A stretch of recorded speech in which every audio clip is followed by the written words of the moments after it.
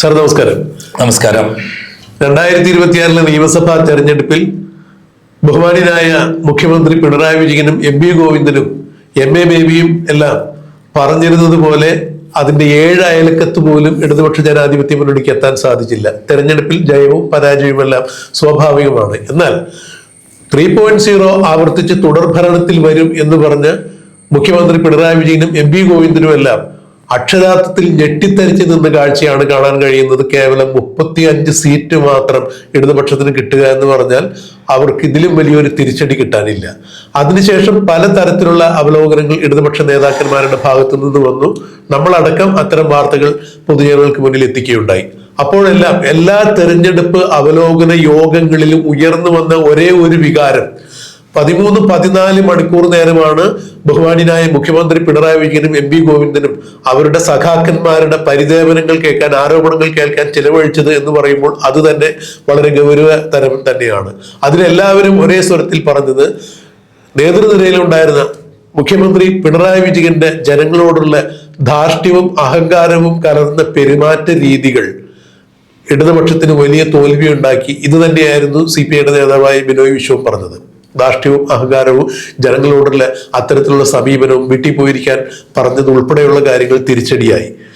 ഒരക്ഷരം പിണറായി വിജയനെതിരെ ഒരിക്കലും പറയാത്ത ഒരു വിഭാഗമായിരുന്നു ജോസ് കെ മാണിയുടെ കേരള കോൺഗ്രസ്. അവരുടെ തെരഞ്ഞെടുപ്പ് അവലോകന യോഗത്തിൽ മുഖ്യമന്ത്രി പിണറായി വിജയൻ അതിനിശിതമായി വിമർശിച്ചിട്ടുണ്ടായിരുന്നു. അപ്പോൾ ഒരു തലമുറ മാറ്റം ഉണ്ടാകും. CPM പ്രതിപക്ഷ നേതാവ് ആരായിരിക്കും എന്നുള്ള ചോദ്യങ്ങളെല്ലാം ഉരുത്തിരിഞ്ഞു വരുന്നു. കോൺഗ്രസിലെ മുഖ്യമന്ത്രി ആരായിരിക്കും എന്നുള്ളത് പോലെ തന്നെ ഇനി CPM ഇടതുപക്ഷത്തിന്റെ പ്രതിപക്ഷ നേതാവ് ആരായിരിക്കും എന്നുള്ള ഒരു ചോദ്യം ഉണ്ടായിരുന്നു.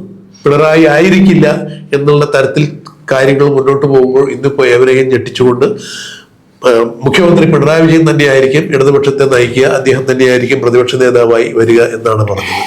സാർ, ഇതിന് എന്താണ് ഒരു മുതിർന്ന രാഷ്ട്രീയ നിരീക്ഷകൻ എന്ന രീതിയിൽ അങ്ങേക്ക് പറയാനുള്ളത്? എന്നെ തല്ലണ്ട അമ്മാവ, ഞങ്ങൾ നന്നാവില്ല എന്നുള്ളതാണ് ഇപ്പോൾ നടക്കുന്നത്. പിണറായി വിജയൻ എന്ന് പറയുന്ന കേരളം കണ്ട അധമനായ തനി ബൂർഷാസിയായി മാറിയ മാഫിയ തലവനെ കഴിഞ്ഞ 5 വർഷം അല്ല 10 വർഷം കേരളത്തിൽ കൊണ്ടിട്ട് ഭരിപ്പിച്ചിട്ട് ഇത്രയും കാലമായിട്ട് ഈ കള്ളനായ, ഈ അഴിമതിക്കാരനായ, ഈ തട്ടിപ്പ് വീരനെ തിരിച്ചറിയാൻ CPM കഴിഞ്ഞിട്ടില്ല എന്നുള്ളതാണ് നമ്മൾ ധരിച്ചു വെച്ചിരിക്കുന്നത്. എന്നാൽ ഇന്നലെ ഡൽഹിയിൽ നടന്ന മീറ്റിങ്ങിൽ പിണറായി വിജയനും പങ്കെടുത്തിരുന്നു, പോളിറ്റ് ബ്യൂറോ മെമ്പർ മീറ്റിങ്ങിൽ. എന്നാൽ അദ്ദേഹം പറഞ്ഞിട്ടുള്ള കാര്യം, നിങ്ങൾ എന്നെ മാറ്റിക്കഴിഞ്ഞാൽ നിങ്ങൾക്ക് കഴിഞ്ഞ 5-10 വർഷം കൊണ്ട് ഞാൻ കൊടുത്ത പണം കൊണ്ടാണ് ഇവിടെ എല്ലാവരും ജീവിച്ചു പോയത്.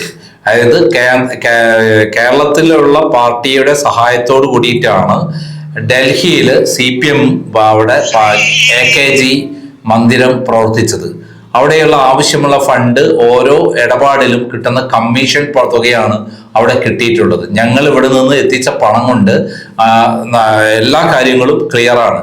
അപ്പം ലാവ്ലിൻ കേസ് വന്നപ്പോഴും ഈ സംഭവം എനിക്ക് അറിയാമായിരുന്നു. അവിടെ അന്ന് 16 കോടി രൂപയാണ് ഡൽഹിയിൽ ഹർകൃഷ്ണൻ സുജിത് സൈദ് അന്ന് സെക്രട്ടറി, അദ്ദേഹത്തിന് അവിടെ എത്തിച്ചു കൊടുത്തത്. 8 കോടി രൂപ കേരളത്തിൽ പാർട്ടിക്ക് കൊടുത്തത് തിരുവനന്തപുരത്ത് അന്നത്തെ EK നാരായണയുടെ പൊളിറ്റിക്കൽ സെക്രട്ടറി P ശശിയുടെ കൈവശമായിരുന്നു. ഈ ഫണ്ട് ഉപയോഗിച്ചിട്ടാണ് AKG സെന്ററിന് മുന്നിൽ പാർട്ടി സെക്രട്ടേറിയറ്റ് മെമ്പർമാർക്ക് ശീതളീകരിച്ച ഫ്ലാറ്റുകൾ നിർമ്മിച്ചത്. അതായത് പാർട്ടിയെ ആദ്യം കൊടുക്കും പിണറായി. ഏത് ഇടപാട് നടന്നാലും ആ ഇടപാടിലെ കമ്മീഷൻ പാർട്ടിക്ക് കൊടുക്കും, ഒരു വീതം. ബാക്കി വലിയ എമൗണ്ട് വിദേശത്ത് എത്തിക്കും. ഇതാണ് പിണറായി വിജയൻ കൃത്യമായി ചെയ്തുകൊണ്ടിരിക്കുന്നത്. കാരണം കൂടെയുള്ള ആൾക്ക് നക്കാപ്പിച്ച കൊടുത്തിട്ട് അതിൽ കുടുക്കിയിടും.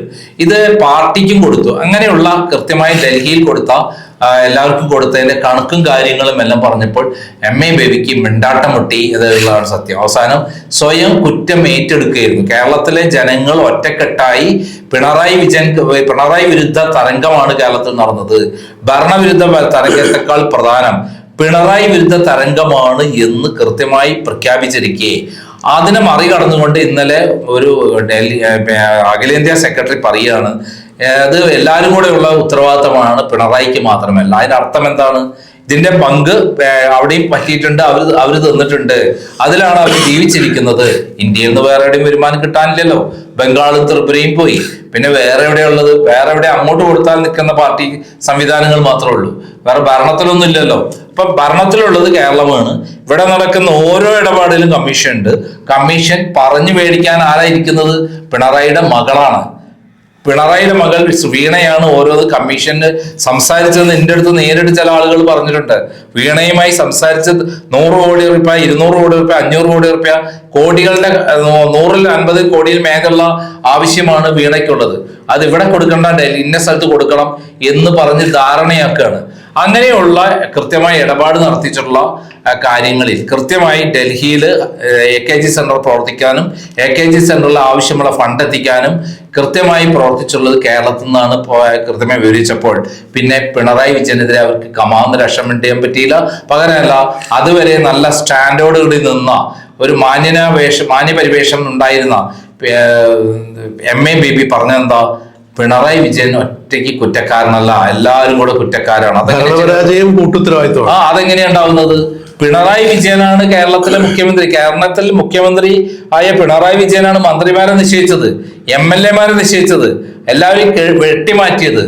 EP ജയരാജനെയും തോമസ് ഐസക്കിനെയും AK ബാലനെയും അതേപോലുള്ള ആളുകളെല്ലാം വെട്ടിമാറ്റി ശൈലജ ടീച്ചറെ ആരോഗ്യമന്ത്രിയാക്കാതെ ഒന്നിനും കൊള്ളാത്ത ചുക്കിനും ചുണ്ണാമ്പിനും കൊള്ളാത്ത വീണ ജോർജിനെ ആരോഗ്യമന്ത്രിയാക്കി. അങ്ങനെ കേരളത്തെ മുച്ചോട് നശിപ്പിച്ച ആരാണ്? പിണറായി വിജയനാണ്. പിണറായി വിജയനാണ് നയതന്ത്ര പാക്കേജിലൂടെയുള്ള സ്വർണ്ണക്കള്ളക്കടത്ത് നടത്തിയത്, ഡോളർ കടത്ത് ഇവിടുന്ന് വിദേശത്തേക്ക് കടത്തിയത്, പിന്നെ അതേപോലെ ലൈഫ് മിഷൻ തട്ടിപ്പ് നടത്തിയത്, എന്തിന് കരിമണൽ കടത്തിയുമായുള്ള ഇടപാടുകൾ നടത്തിയത്, എന്തിന് ശബരിമല കൊള്ളയുമായുള്ള കാര്യങ്ങൾ ആർക്കാണ് ഉത്തരവാദിത്വം?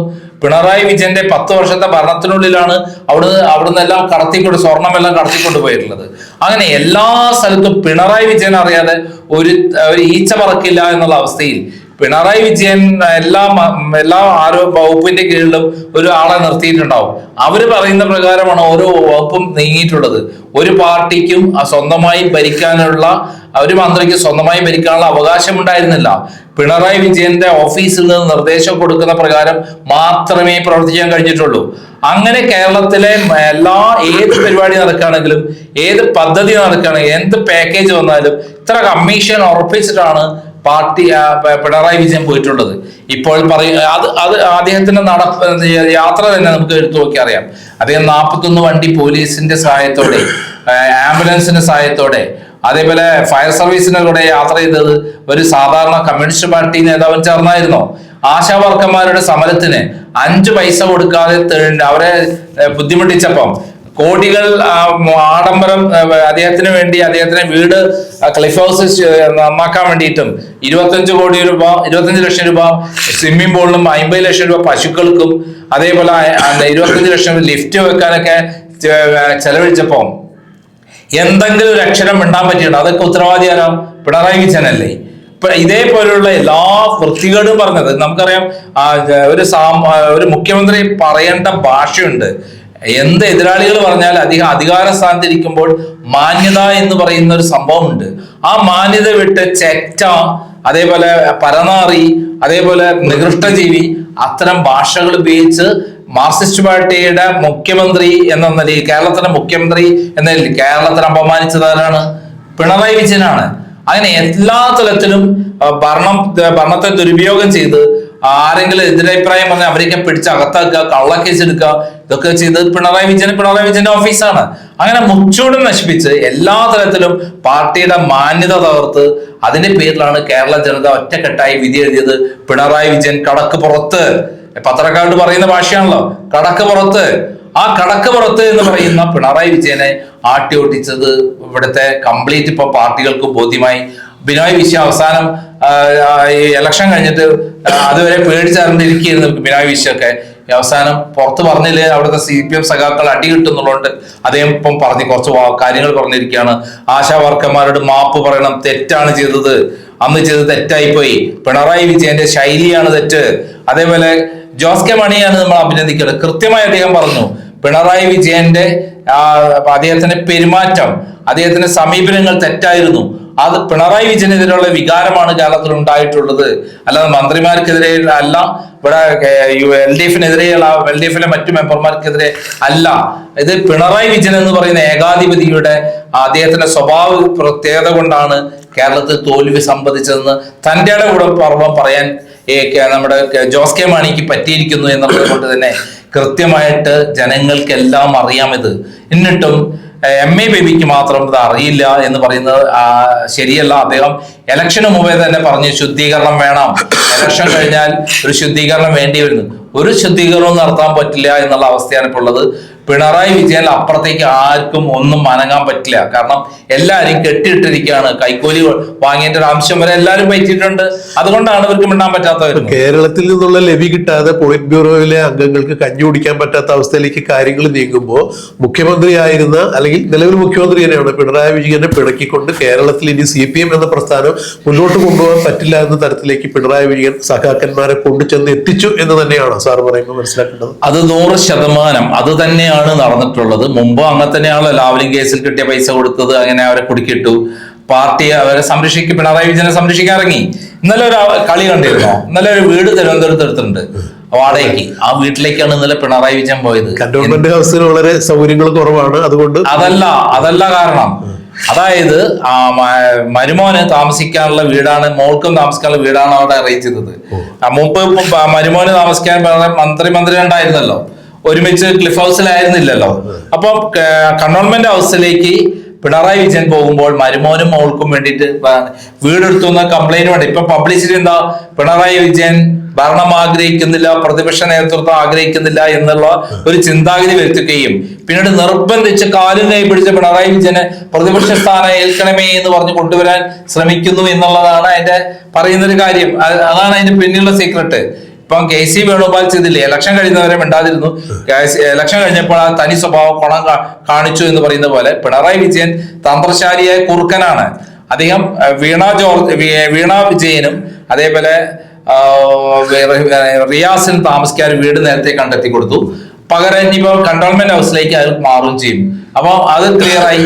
അപ്പൊ നമ്മൾ മനസ്സിലാക്കേണ്ട രാഷ്ട്രീയക്കാരുടെ എല്ലാ കുതന്ത്രങ്ങളും തട്ടിപ്പുകളും പഠിച്ചുള്ള ഒരാളാണ് പിണറായി വിജയൻ. അതുകൊണ്ടാണല്ലോ ഇത്രയും കാലം നിലനിന്നത്. സാർ, ഈ സ്വാർത്ഥ താല്പര്യങ്ങളുടെ ഇത്തരത്തിലുള്ള കെടുകാര്യസ്ഥത കൊണ്ട് നടക്കുന്ന ഈ നേതാക്കന്മാരെ ജനം കുറ്റിച്ചൂലിലടിച്ച് പുറത്താക്കുന്ന ഒരു അവസ്ഥ ഇനിയും കേരളത്തിൽ ഉണ്ടാവില്ലേ?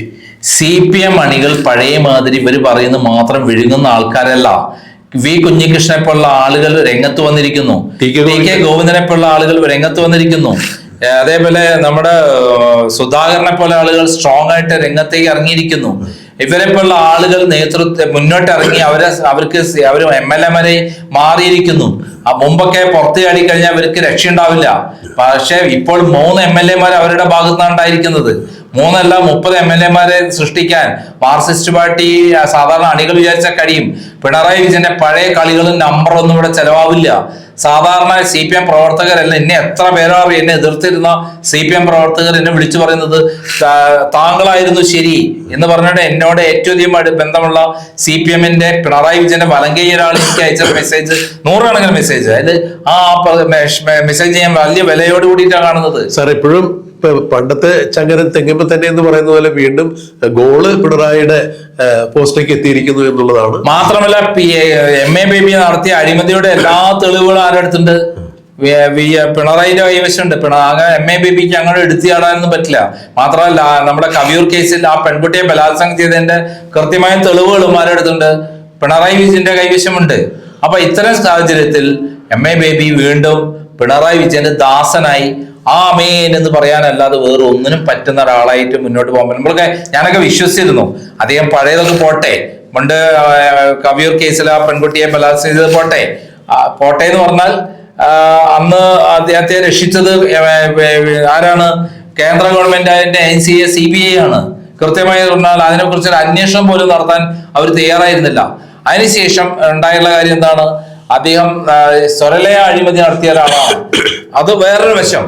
പക്ഷെ ഒരു പാർട്ടിയെ രക്ഷപ്പെടുത്താൻ ഒരാൾ കനിഞ്ഞിറങ്ങുന്നുണ്ടെങ്കിൽ നമുക്ക് പിന്തുണ കൊടുക്കാമെന്നുള്ളതാണ് വിചാരിച്ചിരുന്നത്. പക്ഷെ പിണറായി വിജയനേക്കാളും കഷ്ടം എന്നേ പറയാനുള്ളൂ. ഇപ്പം നമുക്കറിയാം KC വേണുഗോപാലിന് വേണ്ടി രാഹുൽ ഗാന്ധി കാണിക്കുന്ന കോപ്രായങ്ങൾ നമുക്കൊക്കെ ഒറ്റ നിമിഷം കൊണ്ട് മനസ്സിലാവുന്ന ഒരു കാര്യമുള്ളൂ. രാഹുൽ ഗാന്ധി ഒറ്റ ദിവസം കൊണ്ട് തീർത്ത് ഇവിടെ VD സതീശനെ മുഖ്യമന്ത്രിയാക്കാൻ ഞങ്ങൾ തീരുമാനം ഇവിടെ പറഞ്ഞാൽ തീരാവുന്ന പ്രശ്നമേ ഉള്ളൂ. KC വേണുഗോപാലോട് പറയാണ്, നീ മത്സരിക്കണ്ട, നീ ഹൈക്കമാൻഡാണ്, ഹൈക്കമാൻഡ് തന്നെ പോയി അവിടെ മുഖ്യമന്ത്രിയാകാൻ പോയി കഴിഞ്ഞാൽ അവിടുത്തെ നാട്ടുകാരുടെ അടി കിട്ടുമെന്ന് സാമാന്യ രീതിയിൽ പറയാനുള്ള കഴിവില്ലേ രാഹുൽ ഗാന്ധിക്ക്? അത് നീതി കൂടിയാണ്. അപ്പൊ അതേപോലെ തന്നെ ഈ ഇവിടെ MA ബേബി നന്നാവും പോണില്ല എന്നുള്ളത് കാരണം അദ്ദേഹം ചെയ്തു വെച്ച പാതകങ്ങൾ, പെൺവേട്ടകൾ, അതേപോലെ ആ തട്ടിപ്പുകൾ ഒക്കെ അതിന്റെ എല്ലാ രേഖകളും പിണറായി വിജയന്റെ കൈവശമുണ്ട്. കഴിഞ്ഞ 10 വർഷമായിട്ട് പോലീസ് അദ്ദേഹത്തിന് കൈവശമായിരുന്നല്ലോ. അപ്പൊ എല്ലാ തെളിവുകളും ഉള്ളത് കൊണ്ട് ഒരക്ഷരം മിണ്ടാൻ പറ്റില്ല എന്നുള്ളതാണ് സത്യം. ഇതില് ഒന്നുകിൽ കുളത്തിൽ നിന്ന് പോയ ഒറ്റാലിൽ നിന്ന് പോയ കുളത്തിൽ ഒന്നുകിൽ മുഖ്യമന്ത്രി, അല്ല എന്നുണ്ടെങ്കിൽ പ്രതിപക്ഷ നേതാവ് VD സതീശനോ അല്ലെങ്കിൽ രമേശ് ചെന്നിത്തലയോ അല്ലെങ്കിൽ KC വേണുഗോപാലോ എന്നുള്ളത് കോൺഗ്രസിന്റെ പ്രശ്നമാണെങ്കിൽ, ഇവിടെ ഇടതുപക്ഷത്തിന്റെ പ്രധാന പ്രശ്നം മുഖ്യമന്ത്രി ഭരണം കിട്ടിയാൽ പിണറായി വിജയൻ, ഭരണം പോയാൽ പ്രതിപക്ഷ നേതാവ് പിണറായി വിജയൻ. മാത്രമല്ല പിണറായി വിജയൻ പ്രതിപക്ഷ നേതാവാൻ ആദ്യം ആഗ്രഹിച്ചിരുന്നില്ല. അദ്ദേഹം വിദേശത്തേക്ക് പോകാനുള്ള എല്ലാ ഏർപ്പാടും ചെയ്തു. പക്ഷെ മറ്റൊരു കടമ്പ അദ്ദേഹത്തിന് കടക്കാണ്ട്, അദ്ദേഹത്തിന്റെ കേസുകൾ. ആ കേസുകളിൽ കേന്ദ്ര ഗവൺമെന്റ്, പ്രത്യേകിച്ചും അമിത്ഷായും നരേന്ദ്രമോദിയും അദ്ദേഹത്തോട് ചില വാണിംഗ് കൊടുത്തിട്ടുണ്ട്. അവർ പറഞ്ഞ പ്രകാരം പ്രവർത്തിച്ചില്ലെങ്കിൽ ഉണ്ടാകുന്ന ഭവിഷ്യത്തുകൾ പറഞ്ഞിട്ടുണ്ട്. അതുകൊണ്ടാണ് അദ്ദേഹം പ്രതിപക്ഷ നേതാവാകാൻ തീരുമാനിച്ചിട്ടുള്ളത്. അതിനെക്കുറിച്ച് നമുക്ക് വിശദമായ ഒരു വീഡിയോ വേറെ ചെയ്യാം. നന്ദി, നമസ്കാരം.